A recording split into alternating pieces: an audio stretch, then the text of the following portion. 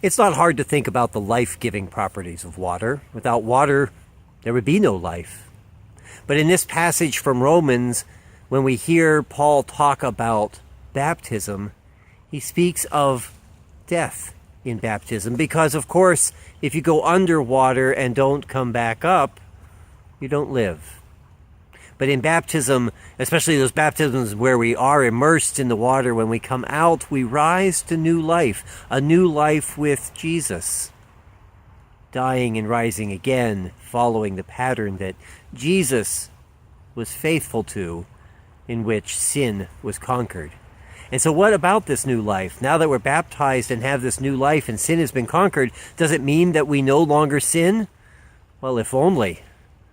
Now, of course, it doesn't mean that we sin so that we find more and more of God's grace. No, it's not a currency that we spend and get more of by sinning more.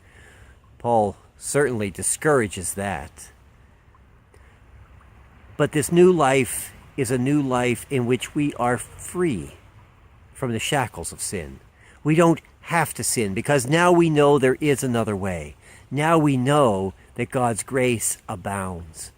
Whether we sin or whether we don't, God's grace is there to support us, to rise up with us, to lift us, and give us new life. We don't have to shackle ourselves with sin.